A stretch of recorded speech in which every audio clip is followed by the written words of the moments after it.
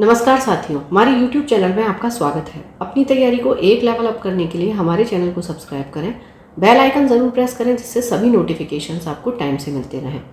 समसामयिक घटना चक्र दृष्टि 2025 जिसमें 1 जुलाई 2024 से 25 जून 2025 तक का करंट अफेयर्स दिया हुआ है। आज हम अध्ययन करेंगे आर्थिक परिदृश्य में प्रमुख नीतिगत दस्तावेज और घटनाक्रम का। चलिए शुरू करते हैं। प्रमुख नीतिगत दस्तावेज या घटनाक्रम। नमूना पंजीकरण प्रणाली SRS जून 2025 बुलेटिन। 12 जून 2025 को रजिस्ट्रार जनरल कार्यालय भारत सरकार द्वारा नमूना पंजीकरण प्रणाली बुलेटिन यानी कि sample registration system bulletin SRS bulletin जारी किया। बुलेटिन में जारी आंकड़े राज्यों तथा केंद्र शासित प्रदेशों के लिए वर्ष 2022 के संदर्भ में है। बुलेटिन में जारी आंकड़ों के अनुसार वर्ष 2022 में सभी राज्यों और केंद्र शासित प्रदेशों में समग्र रूप से सबसे कम शिशु मृत्यु दर यानी कि इन्फेंट मोर्टेलिटी रेट मणिपुर में रही, जबकि सर्वाधिक शिशु मृत्यु दर मध्य प्रदेश में 40 प्रति 1000 रही और मणिपुर में थी 3 प्रति 1000। जन्म दर बर्थ रेट। विगत 5 दशकों में अखिल भारतीय स्तर पर जन्म दर में जबरदस्त गिरावट दर्ज की गई है और यह वर्ष 1971 के 36.9 प्रति 1000 से गिरकर वर्ष 2022 में 19.1 प्रति 1000, वर्ष 2021 में 19.3 प्रति 1000 पर आ गई है। जहां वर्ष 2022 में भारत के शहरी क्षेत्रों में जन्म दर 15.5 और ग्रामीण क्षेत्रों में 20.8 दर्ज की गई है, वहीं वर्ष 2021 के संदर्भ में यह आंकड़ा क्रमशः 15.9 एवं 20.9 है। वर्ष 2022 के संदर्भ में भारत के बड़े राज्यों में सर्वाधिक जन्म दर बिहार 26.9 में तो सबसे कम तमिलनाडु 12.1। वर्ष 2021 के संदर्भ में भी बिहार सर्वाधिक जन्म दर वाला राज्य जबकि केरल सबसे कम जन्म दर 12.9 वाला राज्य है। ठीक है, 2021 में क्या था, सर्वाधिक जन्म दर तो बिहार में ही थी लेकिन सबसे कम केरल में थी, लेकिन 2022 के संदर्भ में सर्वाधिक जन्म दर बिहार में है लेकिन सबसे कम तमिलनाडु में है। जबकि सभी भारतीय राज्यों और केंद्र शासित प्रदेशों में सबसे कम जन्म दर अंडमान और निकोबार द्वीप समूह 10.2 में रही। सर्वेक्षण के अनुसार वर्ष 2022 में सभी भारतीय राज्यों और केंद्र शासित प्रदेशों में शीर्ष एवं न्यूनतम जन्म दर वाले 5 राज्य और केंद्र शासित प्रदेश क्रमशः निम्न हैं। शीर्ष जन्म दर वाले राज्य केंद्र शासित प्रदेश है बिहार, फिर उत्तर प्रदेश, फिर राजस्थान, फिर मध्य प्रदेश तथा मेघालय। ये दिया हुआ है, बिहार में 26.9, उत्तर प्रदेश में 24.2, राजस्थान में 23.8, मध्य प्रदेश 23.3 और मेघालय 23। न्यूनतम जन्म दर वाले राज्य केंद्र शासित प्रदेश तो न्यूनतम में है अंडमान और निकोबार द्वीप समूह 10.2, गोवा 10.9, चंडीगढ़ 11.5, तमिलनाडु 12.1 तथा केरल और पुडुचेरी दोनों में ही 12.4। वर्ष 2021 के संदर्भ में शीर्ष जन्म दर वाले राज्यों और केंद्र शासित प्रदेशों का अवरोही क्रम निम्न है। अवरोही मतलब बड़े से छोटे के क्रम में, तो बिहार, फिर उत्तर प्रदेश, मध्य प्रदेश, राजस्थान और मेघालय। अच्छा, इसी का अगर हम आरोही क्रम कहेंगे तो पहले मेघालय आ जाएगा, फिर राजस्थान आ जाएगा, फिर मध्य प्रदेश, फिर उत्तर प्रदेश, फिर बिहार। आरोही यानी कि बढ़ते हुए क्रम में और अवरोही यानी कि घटते हुए क्रम में। न्यूनतम जन्म दर वाले राज्यों केंद्र शासित प्रदेशों का आरोही क्रम निम्न है: अंडमान और निकोबार द्वीप समूह, फिर गोवा, चंडीगढ़, नागालैंड, त्रिपुरा और पुडुचेरी। मृत्यु दर डेथ रेट। भारत में विगत 5 दशकों में मृत्यु दर में काफी अधिक गिरावट दर्ज की गई है। यह वर्ष 1971 के 14.9 प्रति 1000 से गिरकर वर्ष 2022 में 6.8 प्रति 1000 हो गई है। हालांकि वर्ष 2021 के संदर्भ में यह आंकड़ा 7.5 प्रति 1000 था, जो कि वर्ष 2022 की तुलना में अधिक है। वर्ष 2022 में भारत के शहरी एवं ग्रामीण क्षेत्रों में मृत्यु दर भिन्न भिन्न है। जहां शहरी क्षेत्रों में यह 6.0 प्रति 1000 है, वहीं ग्रामीण क्षेत्रों में यह 7.2 प्रति 1000 है। वर्ष 2021 के संदर्भ में यह आंकड़ा क्रमशः 6.6 एवं 7.9 है। बड़े राज्यों, छोटे राज्यों एवं केंद्र शासित प्रदेशों की तुलना करने पर मृत्यु दर सबसे कम चंडीगढ़ में है 4.2 प्रति 1000। अच्छा, दर जो है हम वो प्रति 1000 पे यहाँ पर नापते हैं, चाहे जन्म दर हो चाहे मृत्यु दर हो। वर्ष 2021 के संदर्भ में दिल्ली और चंडीगढ़ दोनों में 5.4 थी, तो यहाँ पर साथ ही साथ 2021 का भी आंकड़ा दिया हुआ है। सबसे अधिक छत्तीसगढ़ 9.0 प्रति 1000, वर्ष 2021 में भी छत्तीसगढ़ में ही थी 10.1 प्रति 1000 में। सर्वेक्षण के अनुसार वर्ष 2022 में सभी भारतीय राज्यों केंद्र शासित प्रदेशों में शीर्ष मृत्यु दर वाले 5 राज्य या केंद्र शासित प्रदेश क्रमशः कौन से हैं? पहले पर है छत्तीसगढ़ 9, पंजाब 8.3, गोवा 8.2, उड़ीसा 7.8 और फिर केरल है 7.6।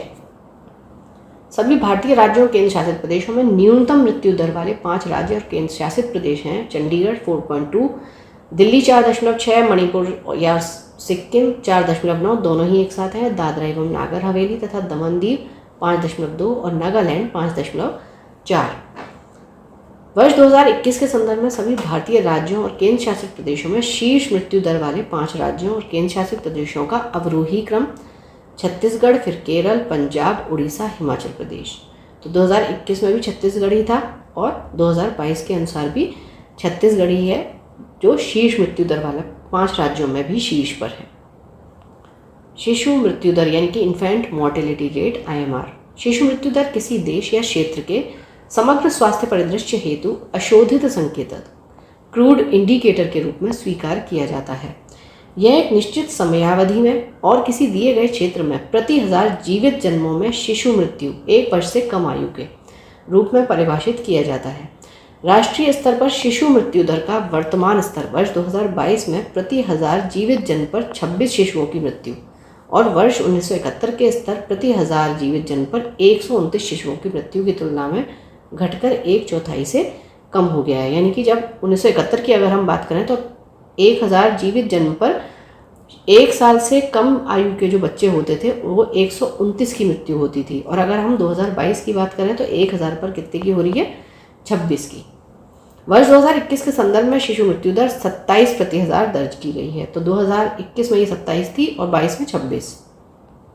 राज्यों एवं केंद्र शासित प्रदेशों में शिशु मृत्यु दर का आंकड़ा जहां मणिपुर में सबसे कम 3 दर्ज किया गया, वहीं मध्य प्रदेश में सर्वाधिक है 40 प्रति 1000, यह हमें याद रखना है।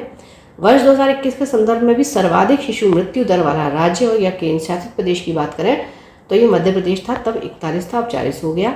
जबकि न्यूनतम मृत्यु दर वाला राज्य या केंद्र शासित प्रदेश मणिपुर, मिजोरम, सिक्किम हर एक में 4-4 है।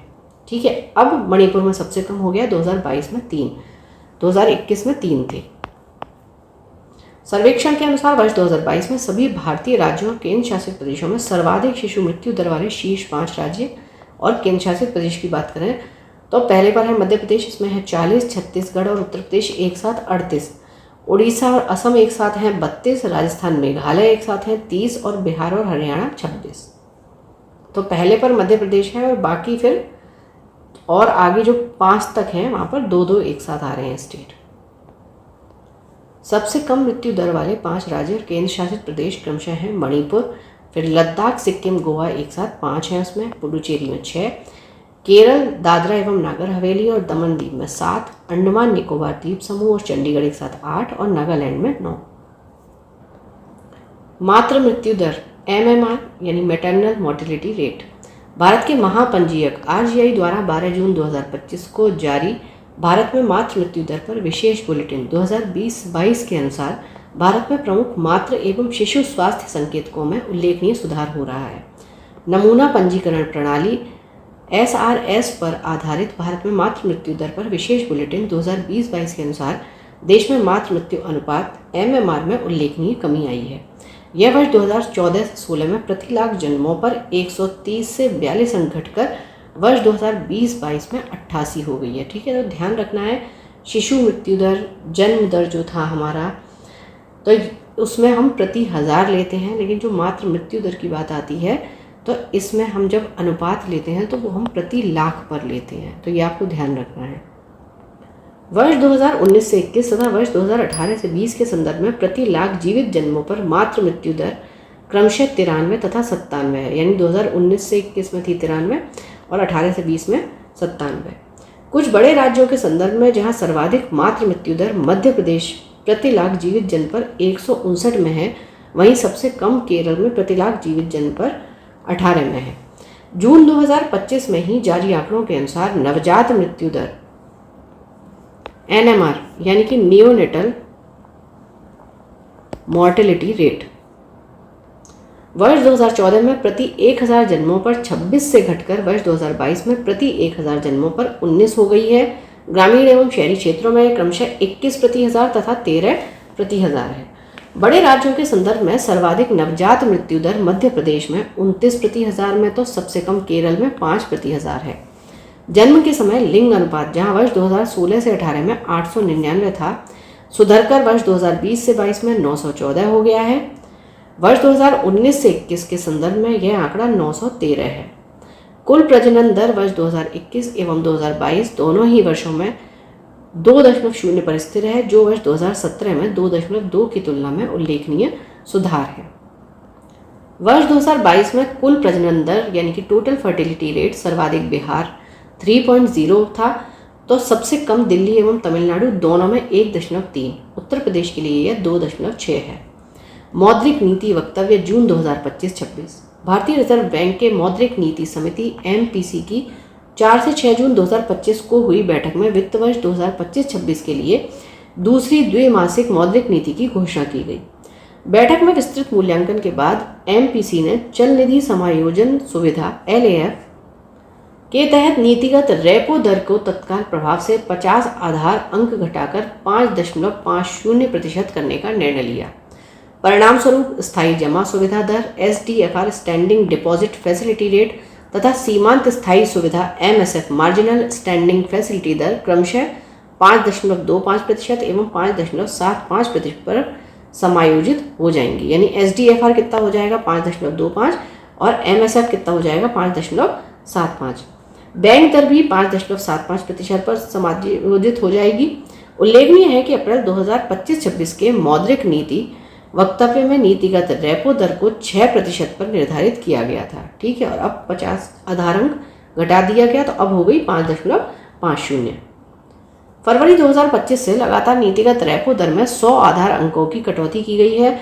जून 2025 में MPC ने मौद्रिक नीति के रुख को उदार यानी एकोमोडेटिव से बदलकर तटस्थ न्यूट्रल कर दिया है, जबकि अप्रैल 2025 में MPC ने मौद्रिक नीति के रुख को तटस्थ से बदलकर उदार यानी कि एकोमोडेटिव कर दिया था। NSO द्वारा जारी अनंतिम अनुमानों में वर्ष 2024-25 में भारत की वास्तविक GDP समृद्धि दर 6.5% रहने का अनुमान लगाया गया है।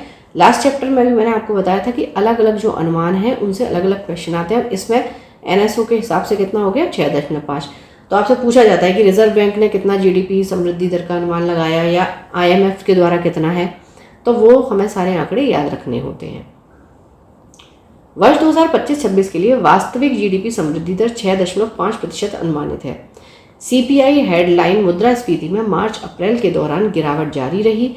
अप्रैल 2025 में हेडलाइन CPI मुद्रास्फीति लगभग 6 वर्ष के निचले स्तर 3.2% वर्ष दर वर्ष पर आ गई है। 30 मई 2025 तक भारत की विदेशी मुद्रा आरक्षित निधि 691.5 बिलियन $US रही।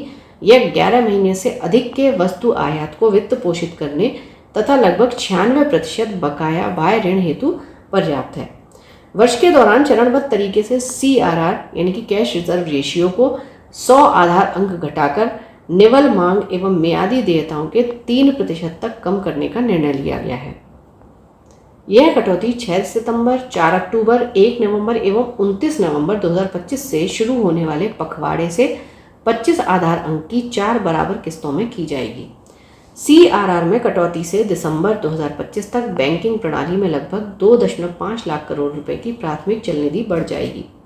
पारिवारिक उपभोग व्यय सर्वेक्षण 2023-24 सांख्यिकी एवं कार्यक्रम कार्यान्वयन मंत्रालय द्वारा पारिवारिक उपभोग व्यय सर्वेक्षण सर्वे on house hold consumption expenditure HCES 2023-24 अगस्त 2023 से जुलाई 2024 की विस्तृत रिपोर्ट इकाई स्तर के आंकड़ों के साथ जनवरी 2025 में जारी की गई। HCES सर्वेक्षण को वस्तुओं और सेवाओं पर घरों के उपभोग और व्यय के बारे में जानकारी एकत्र करने के लिए डिजाइन किया गया है।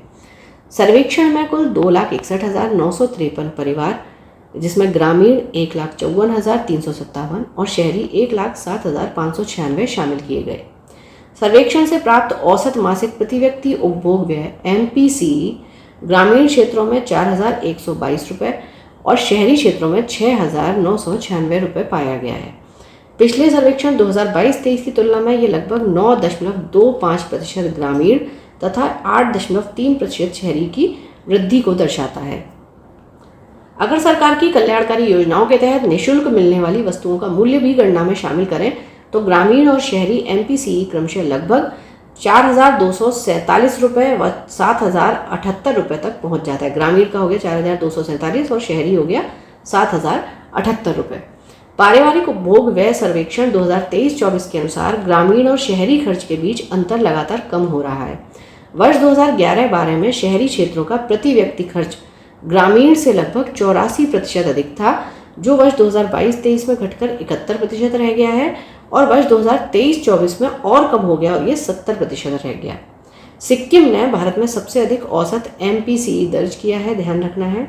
ग्रामीण क्षेत्रों में 9,377 रुपये तथा शहरी में 13,927 रुपये, जो राष्ट्रीय औसत से बहुत ज़्यादा है। इसके विपरीत छत्तीसगढ़ में सबसे कम औसत, अच्छा MPCE हिंदी में तो हमने देख लिया, अगर इंग्लिश में देखेंगे तो होगा monthly per capita consumption expenditure रहा। ग्रामीण में है 2,739 रुपये और शहरी में है 4,927 रुपये। उड़ीसा के ग्रामीण MPCE में सर्वाधिक वार्षिक वृद्धि दर्ज की गई, जबकि शहरी क्षेत्रों में सर्वाधिक वृद्धि पंजाब में दर्ज की गई है। ठीक है, एक ये है कि इतना है औसत की अगर हम बात करें तो इसका सबसे ज़्यादा है, इसका सबसे कम है, लेकिन ये है कि वृद्धि किस में हुई तो उड़ीसा के ग्रामीण में और सर्वाधिक शहरी अगर वृद्धि की बात करेंगे तो सर्वाधिक पंजाब में। महाराष्ट्र ग्रामीण में और कर्नाटक शहरी में न्यूनतम वृद्धि दर्ज की गई। 18 प्रमुख राज्यों में शहरी ग्रामीण अंतर सबसे अधिक झारखंड में लगभग 83% में है और इसके विपरीत केरल में यह अंतर केवल 18% है। ग्रामीण क्षेत्रों में उपभोग व्यय का गिनी गुणांक वर्ष 2022-23 के 0.266 से घटकर वर्ष 2023-24 में 0.237 रह गया है। इसी तरह शहरी क्षेत्रों में यह 0.314 से कम होकर 0.284 पर आ गया। गिनी गुणांक का घटना दर्शाता है कि खपत वितरण से पहले की तुलना में अधिक समान हुआ है। ग्रामीण भारत में एक औसत परिवार अपने कुल मासिक खर्च का करीब 47% खाद्य मदों पर खर्च कर रहा है और शहरी भारत में भी कुल खर्च का लगभग 40% हिस्सा खाद्य मदों पर है। आवधिक श्रम बल सर्वेक्षण 2024 राष्ट्रीय सांख्यिकी कार्यालय NSO द्वारा जारी आवधिक श्रम बल सर्वेक्षण periodic labour force survey PLFS देश में रोजगार एवं बेरोजगारी की स्थितियों पर नवीनतम और व्यापक आंकड़े प्रस्तुत करता है। PLFS 2024 जनवरी से दिसंबर 2024 के आंकड़ों से पता चलता है कि भारत की श्रम बाजार में कुल मिलाकर स्थिरता बनी हुई है। उल्लेखनीय है कि NSO द्वारा PLFS रिपोर्ट अब मासिक तौर पर भी जारी की जा रही है, जिसका पहला मासिक बुलेटिन मई 2025 में जारी किया गया। अखिल भारतीय स्तर पर PLFS से प्रमुख श्रम बल संकेतक अब मासिक आधार पर जारी किए जाएंगे, जबकि PLFS के तिमाही परिणाम अब शहरी, ग्रामीण एवं शहरी तथा ग्रामीण क्षेत्रों के लिए संयुक्त रूप से जारी किए जाएंगे। 9 अप्रैल 2025 को सांख्यिकी एवं कार्यक्रम कार्यान्वयन मंत्रालय भारत सरकार द्वारा आवधिक श्रम बल सर्वेक्षण 2024 पीरियोडिक लेबर फोर्स सर्वे 2024 जारी किया गया। PLFS के नवीनतम आंकड़ों के अनुसार 15 वर्ष से अधिक आयु की आबादी में अखिल भारतीय LFPR वर्ष 2023 में 59.8% था, जो वर्ष 2024 में थोड़ा घटकर 59.6% रह गया। इसी प्रकार WPR वर्ष 2023 में 58.0% से कम होकर वर्ष 2024 में 57.7% हुआ, यानी रोजगार अनुपात में मामूली गिरावट आई है। बेरोजगारी दर UR सामान्य स्थिति PS+SS वर्ष 2023 में 3.1% से थोड़ी बढ़कर वर्ष 2024 में 3.2% हुई, जो अभी भी काफ़ी निम्न स्तर पर स्थिर है। भविष्य के लिए तैयार भारत की डिजिटल अर्थव्यवस्था। भारत की डिजिटल अर्थव्यवस्था स्थिति साइड रिपोर्ट 2024 के अनुसार अर्थव्यवस्थावार डिजिटलीकरण के संदर्भ में भारत दुनिया का सबसे बड़ा डिजिटल देश है और व्यक्तिगत उपयोगकर्ताओं के डिजिटलीकरण के स्तर में G20 देशों में 12वें स्थान पर है। वैश्विक स्तर पर डिजिटलीकरण की तुलना में भारत 39 स्कोर के साथ तीसरे स्थान पर है, US 65 स्कोर के साथ पहले और चीन 62 स्कोर के साथ दूसरे स्थान पर है। भारत के बाद UK स्कोर 29, जर्मनी 24 और दक्षिण कोरिया का स्कोर है 22। भारत के अमीर राज्य और केंद्र शासित प्रदेश यानी UTs गरीब राज्यों की तुलना में अधिक डिजिटलीकरण का स्तर रखते हैं। डिजिटलीकरण के संदर्भ में शीर्ष 5 राज्य हैं कर्नाटक, महाराष्ट्र, तेलंगाना, गुजरात तथा हरियाणा, जो समृद्ध राज्यों में आते हैं। केंद्र शासित प्रदेशों में नई दिल्ली और चंडीगढ़ शीर्ष पर है। बड़े राज्यों में राजस्थान, उत्तराखंड, उत्तर प्रदेश, मध्य प्रदेश, झारखंड और बिहार इन्हें स्थान। राजस्थान है 10वें पर, उत्तराखंड 11वें पर, उत्तर प्रदेश 12वें पर, मध्य प्रदेश 16वें पर, झारखंड 18वें पर और बिहार 19वें स्थान पर। प्रणालीगत रूप से महत्वपूर्ण घरेलू बैंकों की सूची 2024। 13 नवंबर 2024 को भारतीय रिजर्व बैंक द्वारा वर्ष 2024 की प्रणालीगत रूप से महत्वपूर्ण घरेलू बैंकों यानी कि domestic systemically important banks DSIBs की सूची जारी की गई। SBI, HDFC तथा ICICI बैंक की पहचान प्रणालीगत रूप से महत्वपूर्ण घरेलू बैंकों के रूप में जारी है। भारतीय रिजर्व बैंक द्वारा 22 जुलाई 2014 को प्रणालीगत रूप से महत्वपूर्ण घरेलू बैंकों संबंधी कार्य के लिए फ्रेमवर्क जारी किया गया था। भारतीय रिजर्व बैंक ने वर्ष 2015 और वर्ष 2016 में क्रमशः भारतीय स्टेट बैंक तथा ICICI बैंक को प्रणालीगत रूप से महत्वपूर्ण घरेलू बैंक घोषित किया था। 31 मार्च 2017 तक बैंकों से एकत्र आंकड़ों के आधार पर SBI, ICICI के साथ HDFC बैंक को भी DSIB घोषित किया गया है। भारत की अक्षय ऊर्जा 200 गीगावाट के पार। 14 अक्टूबर 2024 को नवीन और नवीकरणीय ऊर्जा मंत्रालय भारत सरकार द्वारा जारी विज्ञप्ति के अनुसार 10 अक्टूबर 2024 तक देश की कुल अक्षय ऊर्जा क्षमता ने 200 गीगावाट के आंकड़े को पार करने के साथ ही अपनी अक्षय ऊर्जा यात्रा में एक मील का पत्थर हासिल कर लिया था। केंद्रीय विद्युत प्राधिकरण द्वारा जारी आंकड़ों के अनुसार अक्टूबर 2024 में देश में कुल अक्षय ऊर्जा आधारित बिजली उत्पादन क्षमता लगभग 203.18 गीगावाट हो गई थी। उल्लेखनीय है कि अप्रैल 2025 में नवीन एवं नवीकरणीय ऊर्जा मंत्रालय MNRE ministry of new and renewable energy द्वारा वित्त वर्ष 2024-25 के लिए जारी आंकड़ों के अनुसार 29.52 गीगावाट की रिकॉर्ड वार्षिक क्षमता वृद्धि के साथ देश में कुल स्थापित नवीकरणीय ऊर्जा यानी कि RE क्षमता 31 मार्च 2025 तक 220.10 गीगावाट तक पहुंच गई है, जबकि विगत वित्त वर्ष में यह 198.75 गीगावाट थी। इस वर्ष की ऊर्जा क्षमता विस्तार में सबसे अधिक योगदान सौर ऊर्जा द्वारा दिया गया है। वित्त वर्ष 2024-25 में सौर ऊर्जा में 23.83 गीगावाट की वृद्धि हुई है, जो पिछले वर्ष की तुलना में हुई वृद्धि 15.03 गीगावाट की तुलना में उल्लेखनीय वृद्धि है।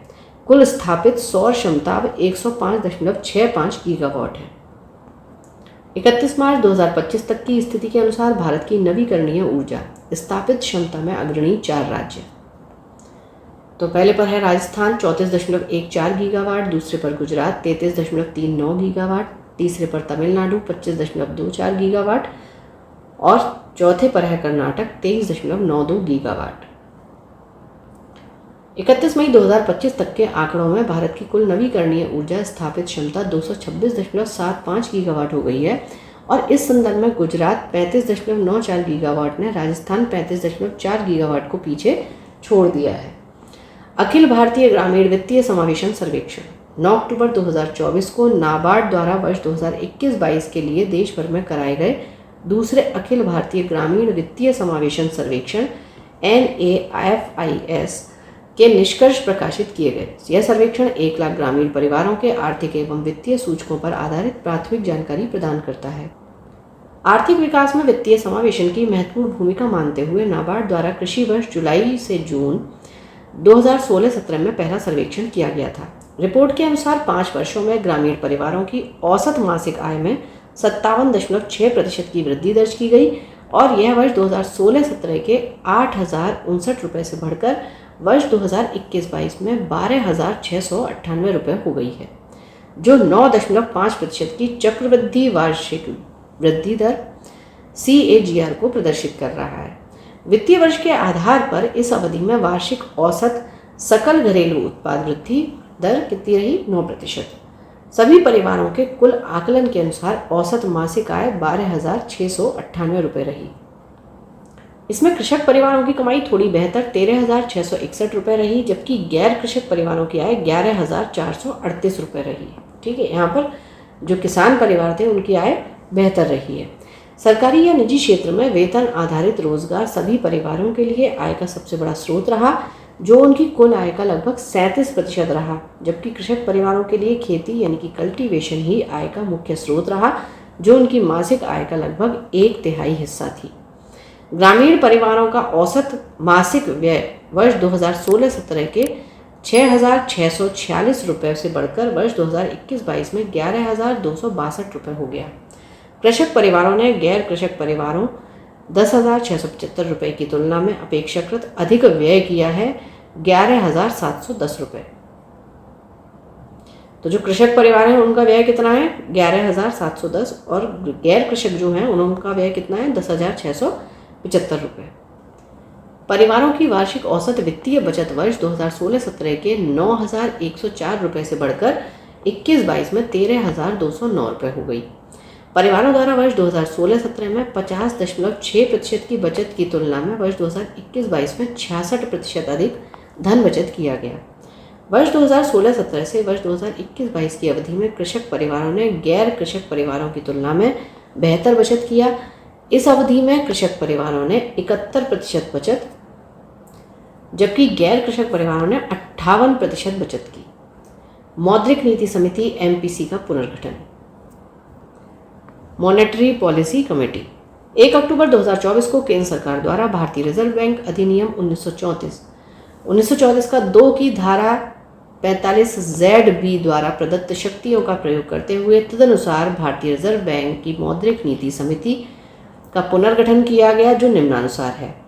ए, भारतीय रिजर्व बैंक के गवर्नर, इसके प्रदेन अध्यक्ष, भारतीय रिजर्व बैंक के उप गवर्नर, मौद्रिक नीति प्रभारी पदेन सदस्य, केंद्रीय बोर्ड द्वारा नामित किए जाने वाले भारतीय रिजर्व बैंक के एक अधिकारी पदेन सदस्य, प्रोफेसर राम सिंह, निदेशक, Delhi school of economics, Delhi विश्वविद्यालय सदस्य, श्री सौगत भट्टाचार्य, अर्थशास्त्री सदस्य, तथा डॉक्टर नागेश कुमार, निदेशक और मुख्य कार्यकारी, institute for studies in industrial development, नई दिल्ली सदस्य।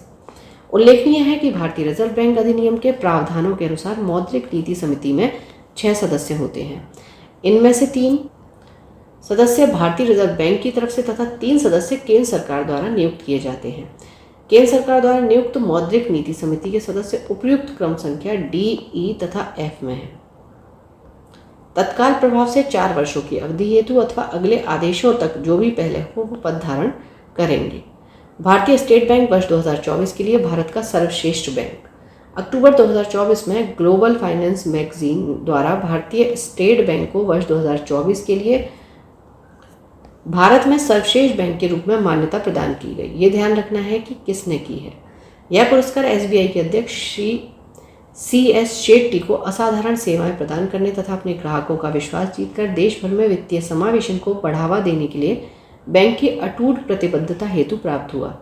जारी आंकड़ों के अनुसार industrial and commercial bank of China ICBC शीर्ष पर है, जिसकी संपत्ति 6.2 ट्रिलियन US रही। स्टेट बैंक ऑफ इंडिया 49वें स्थान पर है। इसने वर्ष में शीर्ष 50 में जगह बनाई है।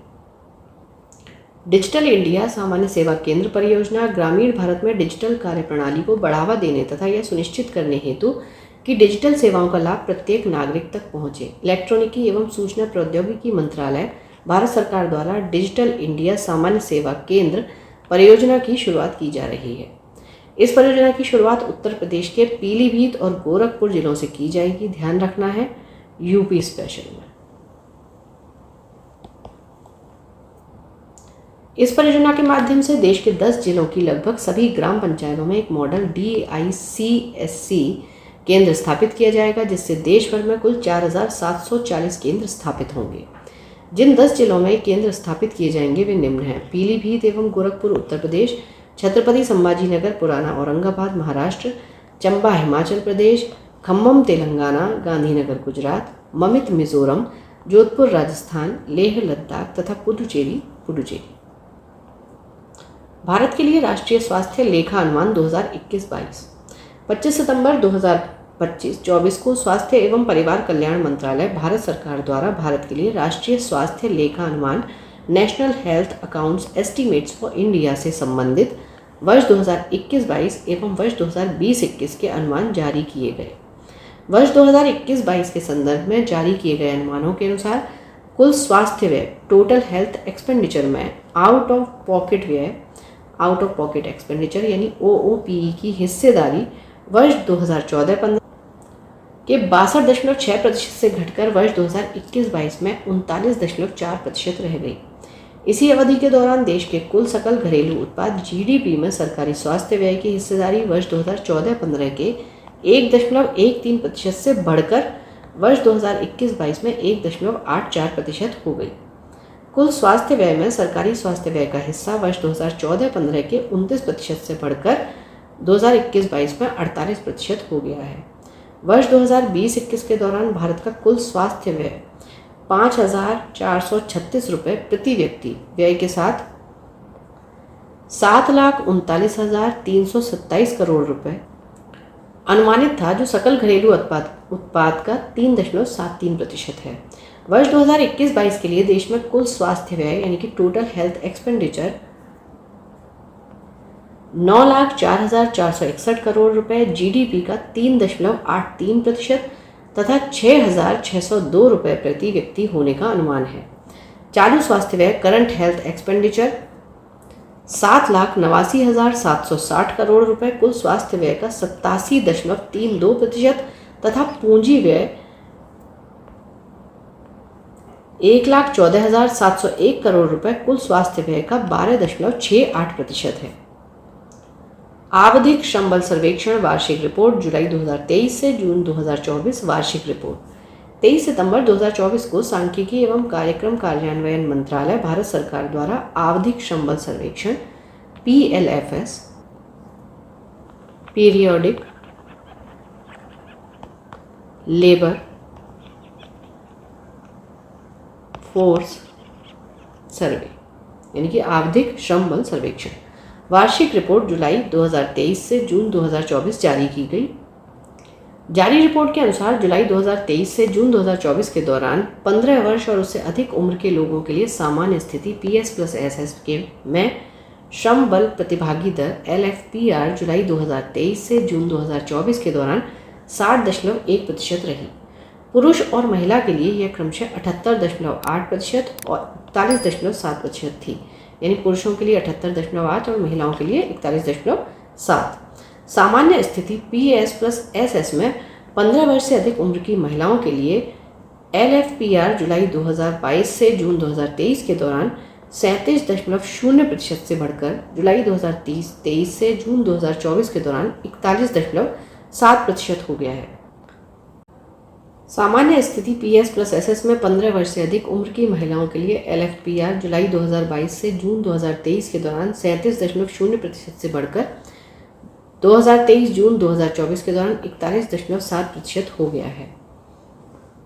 समान आयु वर्ग के पुरुषों के लिए सामान्य स्थिति PS+SS में LFPR समान समय अवधि के दौरान 78.5% से बढ़कर 78.8% हो गया। सामान्य स्थिति में 15 वर्ष और अधिक उम्र के लोगों के लिए श्रमिक जनसंख्या अनुपात WPR जुलाई 2023 से जून 2024 के दौरान 58.2% था। पुरुष और महिला के लिए क्रमशः 76.3% और 40.3% था। जुलाई से जून 2023-24 में सभी उम्र के लोगों के लिए सामान्य स्थिति PS+SS में बेरोजगारी दर UR 3.2% रही। पुरुषों के लिए यह 3.2% और महिलाओं के लिए 3.1% रही। वर्ष 2023-24 में सभी उम्र के लोगों के संदर्भ में सामान्य स्थिति में सर्वाधिक बेरोजगारी गोवा 8.5 और सबसे कम मध्य प्रदेश में 0.9% है। उत्तर प्रदेश तथा बिहार दोनों के लिए बेरोजगारी दर 3% दर्ज है। NABFID सार्वजनिक वित्तीय संस्थान के रूप में अधिसूचित 10 सितंबर 2024 को कॉर्पोरेट कार्य मंत्रालय भारत सरकार द्वारा जारी अधिसूचना के तहत national bank for financing infrastructure and development को एक सार्वजनिक वित्तीय संस्थान पब्लिक फाइनेंशियल इंस्टीट्यूशन के रूप में अधिसूचित किया गया।